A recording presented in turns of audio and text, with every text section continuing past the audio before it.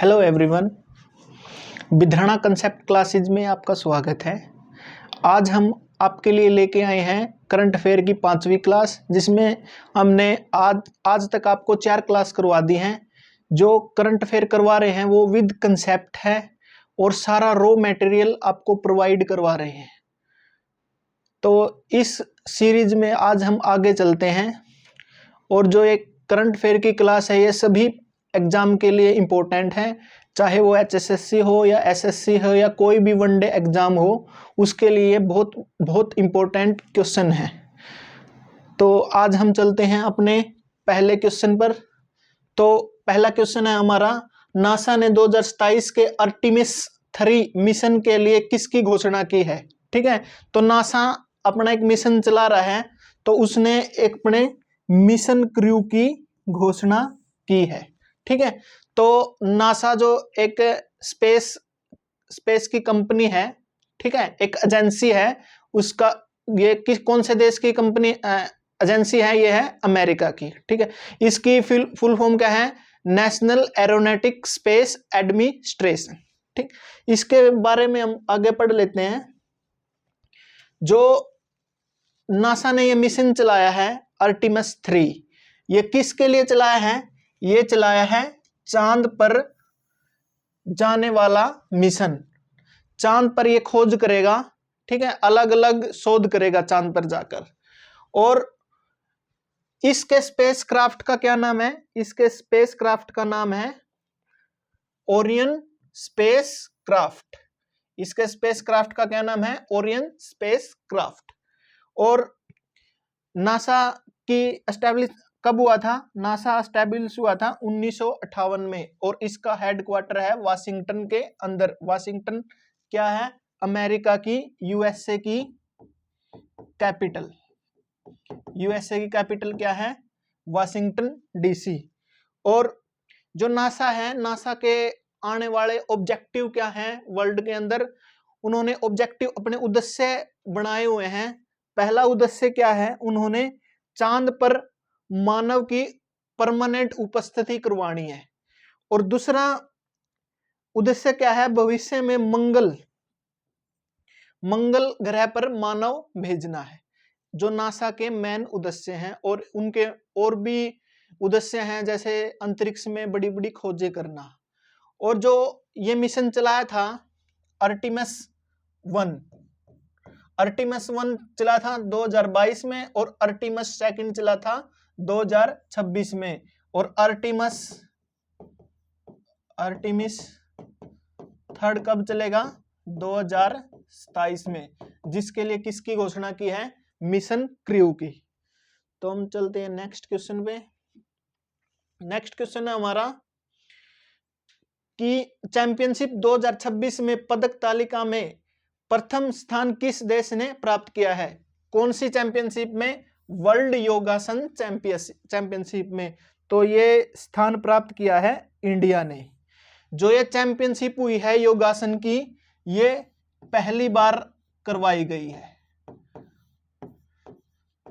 ये चैंपियनशिप पहली बार करवाई गई है। और कहां पर हुई है ये आयोजित की गई है अहमदाबाद में। अहमदाबाद कहां पर है, अहमदाबाद है गुजरात में। गुजरात की राजधानी क्या है, गुजरात की राजधानी है गांधीनगर।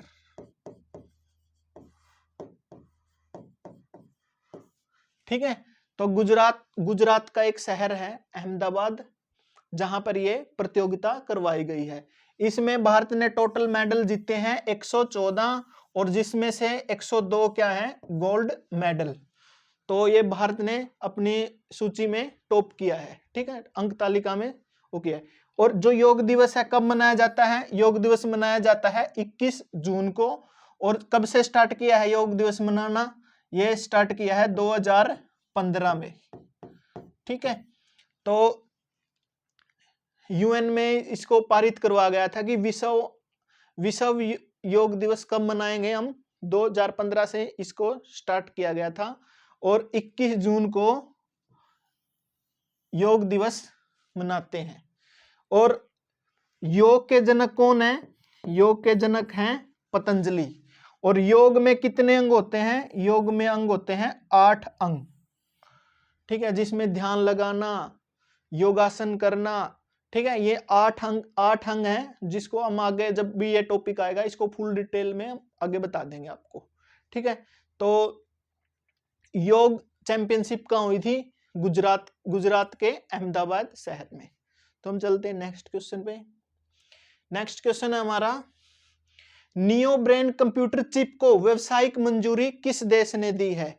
तो ये देश है चाइना। चाइना ने नियो ब्रेन चिप की व्यावसायिक मंजूरी एग्रीमेंट, मतलब वो राजी हो गया है कि इसकी कमर्शियल यूज होना चाहिए। Neo brain computer chip. ठीक है, तो चीन की राजधानी क्या है? चीन की राजधानी है बीजिंग, और चीन के प्रेसिडेंट कौन है? Xi Jinping. ठीक है, और चीन आजाद कब हुआ था? चीन आजाद हुआ था, भारत आजाद हुआ था 1947 में, और चीन एक देश की स्थापना कब हुई थी? 1948 के अंदर। ठीक है, तो हम चलते हैं नेक्स्ट क्वेश्चन में।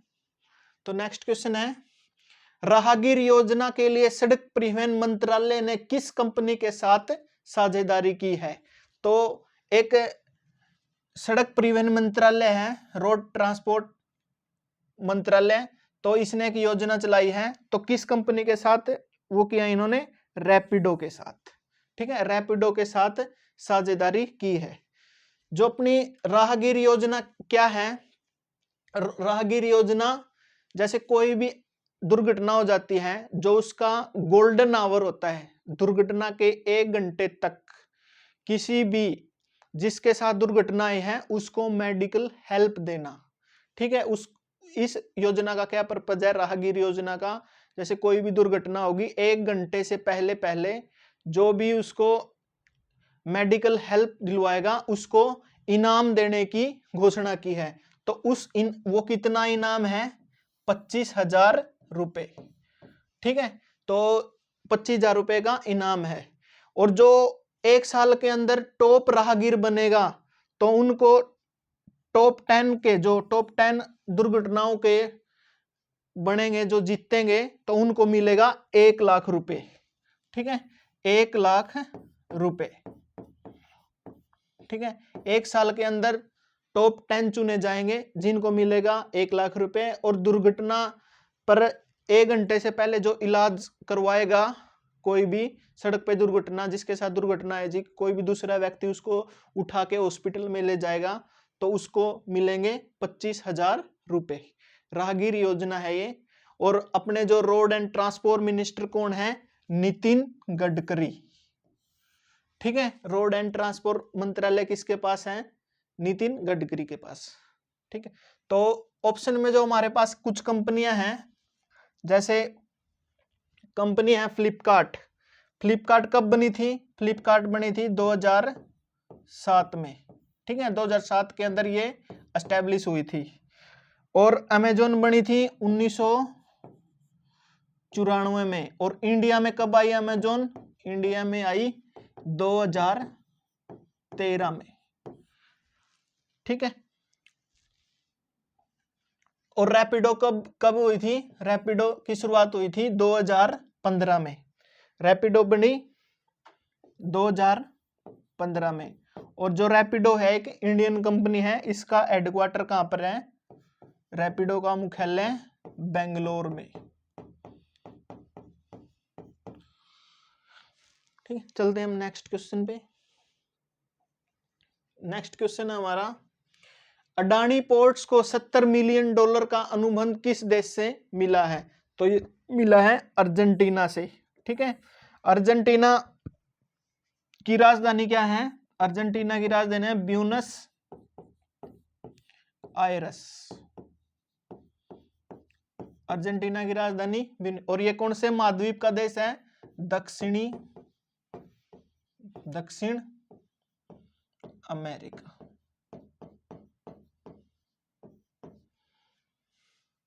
ठीक है, तो हम चलते हैं नेक्स्ट क्वेश्चन पे। नेक्स्ट क्वेश्चन हमारा, विश्व नेत्रदान दिवस कब मनाया जाता है? तो यह मनाया जाता है 10 जून को। ठीक है, तो विश्व नेत्रदान दिवस कब मनाया जाता है? 10 जून को। तो हम थोड़ा नेत्र के बारे में पढ़ लेते हैं। जो नेत्र दान की जाती है, नेत्र का कौन सा पार्ट दान किया जाता है? वो दान किया जाता है कॉर्निया। कॉर्निया को दान किया जाता है। जो कॉर्निया है वो मृत्यु के बाद, कोई भी व्यक्ति के मरने के बाद वो 4 से 5 घंटे तक जीवित रहता है। ठीक है, जैसे कोई भी ये नेत्र है, जो ऊपर वाला भाग होता है, ठीक है, ये भाग, इसको बोलते हैं हम कॉर्निया। और उससे नीचे वाला पार्ट है, ये एक लेंस लगा होता है, और उससे नीचे होता है प्यूपिल, और उसके बाद क्या होता है? रेटिना। जो ये नेत्र के भाग हैं, इनके अलग अलग कार्य हैं कि रेटिना का अपना अलग कार्य है, प्यूपिल का अलग कार्य है, लेंस का अलग कार्य है। जैसे रेटिना क्या बनाता है? आंख के अंदर चित्र बनाता है, और फिर उस चित्र को अपने मस्तिष्क तक पहुंचाता है। ठीक है, आइरिस क्या होता है? आइरिस होता है आंख का रंगीन भाग, और प्यूपिल क्या है? पुतली। यह है जैसे सूर्य की प्रकाश आएगा और उस प्रकाश का द्वार है, ये आंख के अंदर प्रकाश का द्वार। ठीक है, प्यूपिल का क्या काम है? प्रकाश द्वार। और रेटिना का क्या काम है? चित्र बनाना। और आइरिस क्या है? आंखों का रंगीन भाग। ठीक है, और आंख के अंदर 2 प्रकार की कोशिकाएं होती हैं। एक कोशिका होती है रोड सेल और दूसरी होती है कोन सेल। जो रोड सेल है ये कम रोशनी में एक्टिव होती हैं, और जो कोन सेल है ये करती हैं रंग की पहचान। कोई भी रंग पहचानना है आंख को, तो उसमें रंग की पहचान कौन करती है? Cone cell. ठीक है, और ये तेज प्रकाश में एक्टिव होती हैं। ठीक है, और कुछ आंख के रोग हैं, जैसे एक रोग है निकट दृष्टि दोष, इसको मायोपिया बोलते हैं। इस रोग में क्या होता है? व्यक्ति को निकट की वस्तुएं ठीक दिखाई देती हैं, दूर की वस्तुएं धुंधली दिखाई देती हैं। ठीक है, और इसको किस लेंस से ठीक किया जाता है? वो किया जाता है कनकेव लेंस या अवतल लेंस। और दूसरा का रोग है दूरदृष्टि रोग, और इस कौन से लेंस से ठीक किया जाता है? उत्तल लेंस से। ठीक है, और एक है प्रेस मायोपिया। ठीक है, जब व्यक्ति बूढ़ा हो जाता है तो इसमें ये रोग आ जाता है, तो उसको ठीक किया जाता है बाइफोकल लेंस से। और एक है अस्टिमेटिज्म।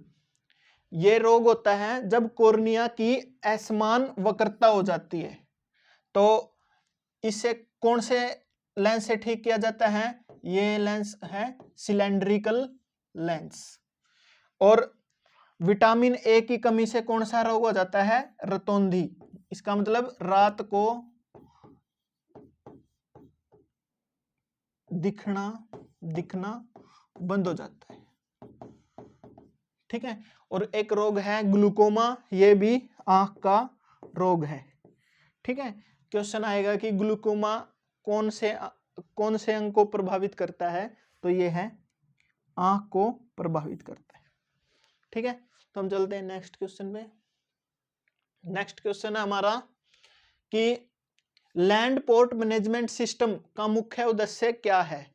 तो ये एक पोर्टल बनाया गया है, एक अपनी जो पोर्ट डिपार्टमेंट होता है, पोर्ट का मंत्रालय, उसके द्वारा एक सिस्टम बनाया गया है LPSM। इसका उद्देश्य है कार्गो की देरी कम करना। इसका मतलब है जैसे कहीं भी दूसरे देश से कोई भी सामान आता है, वो देर हो जाती है, तो इस पोर्टल के सहारे से उस पर नियंत्रण रखा जाएगा। तो इस पोर्टल का मेन उद्देश्य क्या है? LPMS। ठीक है, और अपने जो जहाजरानी मिनिस्टर हैं, जहाजरानी मंत्रालय के मंत्री। ठीक है, ये आपने कमेंट बॉक्स में हमें बताना है कि ये मंत्री कौन है, जो मैंने आपको पिछली क्लासों में बताया था। ठीक है, उसका आपने कमेंट करना है इसका उत्तर। तो चलते हैं नेक्स्ट क्वेश्चन में। नेक्स्ट क्वेश्चन हमारा कि सबसे लंबे समय तक लगातार निर्वाचित प्रधानमंत्री बनने का रिकॉर्ड किसने बनाया है? तो ये निर्वाचित बनने का रिकॉर्ड बना है श्री नरेंद्र मोदी ने। ठीक है, ये जो अपने वर्तमान के पीएम है। ठीक है, तो जैसे हम प्रधानमंत्रियों के इतिहास के बारे में बता देते हैं आपको। भारत 1947 में आजाद हुआ, तो आजाद होते ही भारत में सरकार एक कार्यवाहक सरकार बन गई थी। 1947 से 1952 तक कार्यवाहक सरकार रही। 1952 में भारत में आम चुनाव हुए, तो उस टाइम पे अपने पहले प्रधानमंत्री बने थे जवाहरलाल नेहरू जी। ठीक है, उसके बाद 1952 से 1964 तक वो प्रधानमंत्री रहे। ये बनते हैं लगभग 12 साल। और जो श्री नरेंद्र मोदी जी हैं वो बने हैं 2014 में, और अब कौन सा साल वर्तमान में 2026 लगा हुआ है। ठीक है, तो ये उनसे ज्यादा समय तक अब निर्वाचित प्रधानमंत्री बन गए हैं। ठीक है, तो हम कुछ डिस्कस कर लेते हैं अपने प्रधानमंत्रियों के बारे में। जैसे जवाहरलाल नेहरू जी हैं, ये बने थे 1947 में। ठीक है, तो हम टोटल गिनेंगे तो निर्वाचित में नरेंद्र मोदी आगे चले गए हैं। और टोटल समय में तो आज भी जवाहरलाल नेहरू जी हैं। ठीक है, तो 1947 से 1964 तक ये प्रधानमंत्री रहे थे। फिर उसके बाद इनकी मृत्यु के बाद गुलजारी लाल नंदा जी बने, जो कार्यवाहक प्रधानमंत्री थे। ठीक है, तो उसके बाद फिर चुनाव हुए, तो फिर बने लाल बहादुर शास्त्री जी 1964 से 1966 तक। 2 साल फिर ये रहे। फिर इनकी विदेश दौरे पर मृत्यु हो गई थी। फिर कार्यवाहक प्रधानमंत्री बने गुलजारी लाल नंदा जी। ठीक है, फिर चुनाव हुए, तो फिर इंदिरा गांधी जी प्रधानमंत्री बन गई। 1966 से 1977 तक फिर ये प्रधानमंत्री बने रहे। फिर ये चुनाव हुए, बाद में फिर मोरारजी देसाई प्रधानमंत्री बन गए। ये पहले गैर कांग्रेसी पीएम थे, पीएम। तो मोरारजी देसाई के बाद बने चौधरी चरण सिंह 1979 से 1980 तक। फिर चुनाव हुए, उसके बाद फिर बने इंदिरा गांधी जी बने 1980 से 1984 तक। इंदिरा गांधी जी के बाद उनकी मृत्यु 1984 में उनकी मृत्यु हो गई, तो उनके बेटे राजीव गांधी जी 1984 में प्रधानमंत्री बने। वो 1984 से 1988 तक प्रधानमंत्री रहे। फिर वीपी सिंह जी 2 साल के लिए 1989 से 1990 तक। फिर 2 साल के लिए 1990 से 91 तक चंद्रशेखर जी। फिर एक परमानेंट प्रधानमंत्री भारत को मिला, नरसिम्हा राव जी 1991 से 1996 तक। फिर 96 में कुछ दिनों के लिए अटल बिहारी वाजपेयी जी प्रधानमंत्री बने, और 1 वोट से उनकी सरकार गिर गई थी। फिर एच डी देवगौड़ा जी 1996 से 1997 तक, और फिर आई के गुजराल 1979 से 1980 तक। फिर अपने परमानेंट प्रधानमंत्री बने अटल बिहारी वाजपेयी 1998 से 2004 तक, और 2004 से 2014 तक मनमोहन सिंह जी, और फिर 2014 से आज टिल डेट तक वर्तमान साल तक श्री नरेंद्र मोदी जी प्रधानमंत्री हैं। ठीक है,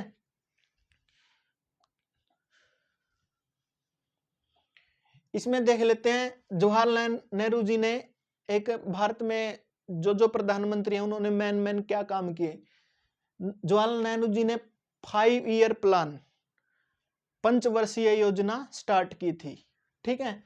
और लाल बहादुर शास्त्री जी ने एक नारा दिया था, जय जवान जय किसान का नारा इन्होंने दिया था। इंदिरा गांधी जी बनी 1966 से 1977 तक भारत ने पोखरण में अपना परमाणु परीक्षण किया, पार्ट 1 परमाणु परीक्षण पार्ट 1 किया था 1975 के अंदर। और फिर चौधरी चरण सिंह जी बने 1979 से 1980 तक।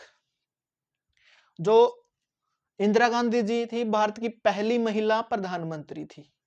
और फिर राजीव गांधी जी बने, ये बने थे सबसे युवा पीएम, सबसे युवा पीएम थे। और फिर बने उनके बाद नरसिम्हा राव जी क्या थे, दक्षिण के पहले पीएम, मतलब दक्षिण से आने वाले पहले पीएम थे, ठीक है। अटल बिहारी जी वाजपेयी जी बने 1998 में। इन्होंने पोखरण 2 में भारत के लिए सफल परमाणु परीक्षण करवाया 1998 में, ठीक है। तो हम चलते हैं नेक्स्ट क्वेश्चन पे।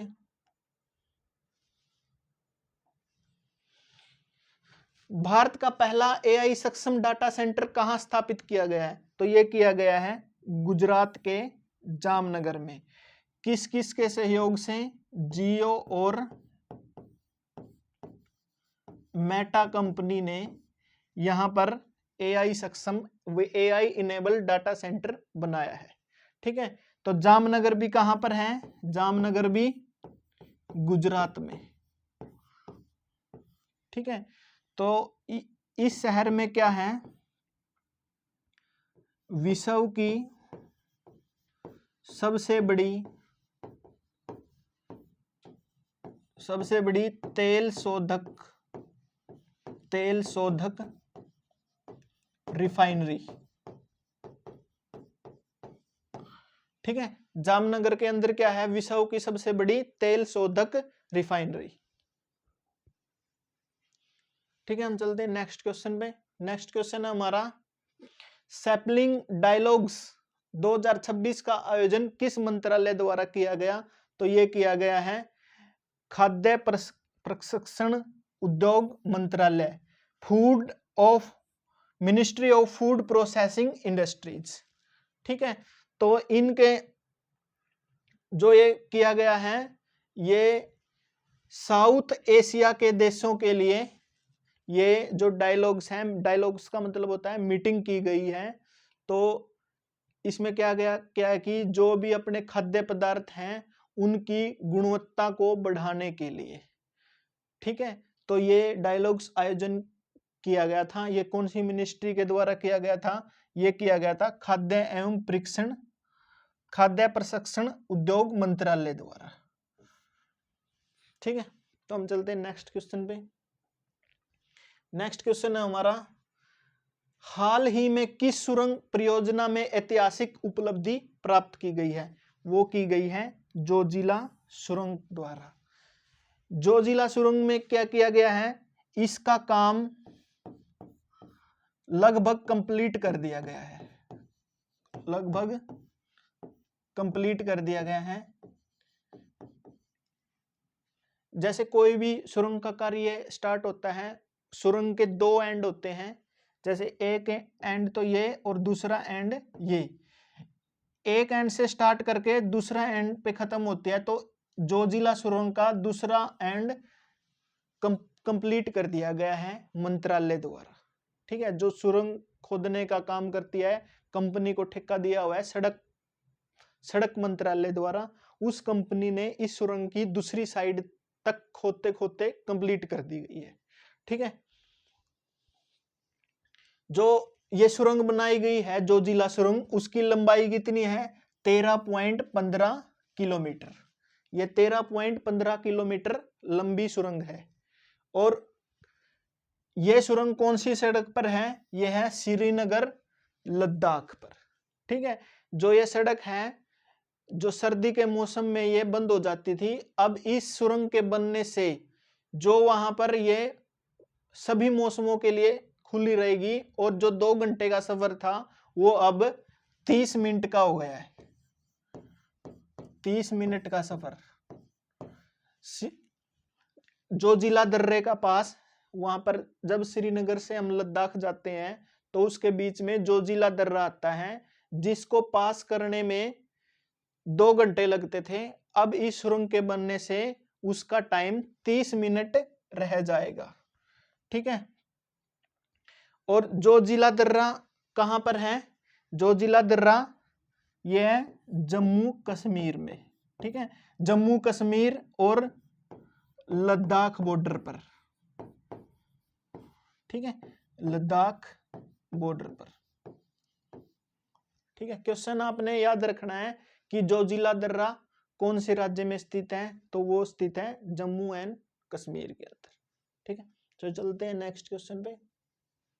नेक्स्ट क्वेश्चन है हमारा, ये पीछे क्वेश्चन मैं करवा चुका हूं आपको कि मेटा और रिलायंस द्वारा स्थापित एआई सक्षम डाटा सेंटर किस राज्य में स्थापित किया गया है? ये किया गया है गुजरात के जामनगर में। ठीक है, तो चलते हैं नेक्स्ट क्वेश्चन पे।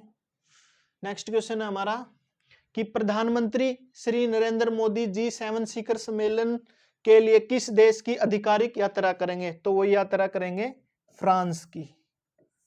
ठीक है, तो G7 आपको पता ही है कि विश्व में अलग अलग देशों ने अपने गुट बनाए हुए हैं, जो आपस में देश कोऑर्डिनेट करते हैं। वो आर्थिक सहयोग और कोई भी रक्षा समझौते हैं, उनमें अपनी टेक्नोलॉजियों का या अपनी नीतियों का आपस में कोऑर्डिनेट करते हैं। इस तरह की अलग अलग संस्थाएं हैं, जैसे G7, G20।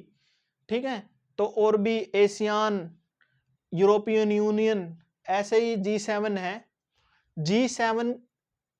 G7 के अंदर 7 देश आते हैं। 7 देश डेवलप्ड कंट्री हैं, जिसमें पहला देश है कनाडा, दूसरा देश है जापान, तीसरा है UK, USA, Italy, Germany, France. ठीक है, भारत G7 का सदस्य नहीं है, लेकिन जब भी G7 देश भारत को आमंत्रित करते हैं, भारत इस शिखर सम्मेलन में भाग लेता है। ठीक है, और G7 में एक एकलौता एशियन देश है, एशिया का एकलौता देश है, उसका नाम है जापान। ठीक है, और G7 की स्थापना कब हुई थी? G7 की स्थापना हुई थी 1975 के अंदर। और इस शिखर सम्मेलन में यूरोपियन यूनियन भी भाग लेता है, लेकिन यूरोपियन यूनियन G7 का सदस्य नहीं है। और भारत कब जाता है? भारत जाता है जब उसको निमंत्रण भेजा जाता है। तो इस बार भारत को निमंत्रण मिला है G7 में भाग लेने के लिए, और इस बार का G7 कहां पर आयोजित किया गया है? फ्रांस में। ठीक है, कौन भाग लेने जाएगा? श्री नरेंद्र मोदी जी। ठीक है, और G7 में पहले 6 कंट्री थी, जब यह बना 6 कंट्री थी, और उसके बाद कनाडा को शामिल किया गया। ठीक, तो चलते हैं नेक्स्ट क्वेश्चन पे। नेक्स्ट क्वेश्चन है हमारा 2026 फीफा विश्व कप का उद्घाटन कहां पर हुआ? तो यह उद्घाटन हुआ है मैक्सिको के अंदर। ठीक है, तो आपको पहले मैंने बताया था कि फीफा किन देशों में आयोजित किया जा रहा है? यह किया जा रहा है यूएसए प्लस मैक्सिको और कनाडा। ठीक है, उद्घाटन कहां पर हुआ है फीफा वर्ल्ड कप का? यह हुआ है मैक्सिको के अंदर। और इस बार कितनी टीमों ने भाग लिया है? 48 टीमों ने भाग लिया है, जो पहली बार है। पहली बार। पहले कितनी टीमें भाग लेती थी? 32 टीम। ठीक है, जितने भी आज तक फीफा वर्ल्ड कप हुए हैं उसमें 32 टीमें भाग लेती थी, लेकिन पहली बार 48 टीमों ने भाग लिया, और पहली बार ही 3 देशों में इसका आयोजन किया जा रहा है। ठीक है। और फीफा की शुरुआत कब हुई थी? 1930 से फीफा की शुरुआत की गई थी और 2 बार ही फीफा को कैंसिल की, एक बार फीफा को कैंसिल किया गया है वर्ल्ड वार के टाइम पर, ठीक है। तो 1945 के फीफा वर्ल्ड कप था, 1945 के आसपास जो भी था उसको ही कैंसिल किया है। बाकी सभी जितने भी फीफा वर्ल्ड कप हैं वो रेगुलर 4 साल के अंतराल पर चल रहे हैं। कितने साल के अंतराल पर होता है? 4 ईयर पर, ठीक है। और करंट में चैंपियन कौन है फीफा की? जब 2022 में हुआ था तो ये किसने जीता था? अर्जेंटीना ने, ठीक है। और कौन से देश में अब हो रहा है? USA, Canada, Mexico. और 48 टीमें भाग ले रही हैं, पहले कितनी लेती थी? 32 टीम, ठीक है। और सबसे ज्यादा बार फीफा वर्ल्ड कप किसने जीता है?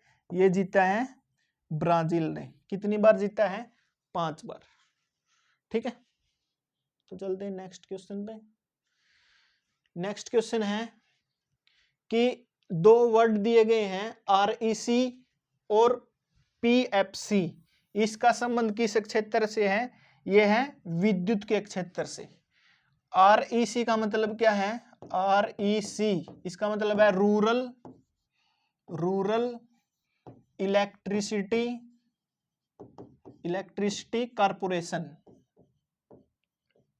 कारपोरेशन। और PFC का क्या मतलब है? पावर फाइनेंशियल कारपोरेशन, ठीक है। ये जो दोनों कंपनी है, ये कंपनी है दोनों, ये क्या है? भारत की नवरत्न कंपनियां, ठीक है। तो REC का मतलब है रूरल इलेक्ट्रिसिटी कारपोरेशन और PFC का मतलब है पावर फाइनेंशियल कारपोरेशन। और जो अपने ऊर्जा मंत्रालय है वो किन के पास है? भारत का ऊर्जा मंत्रालय ये है मनोहर लाल खट्टर जी,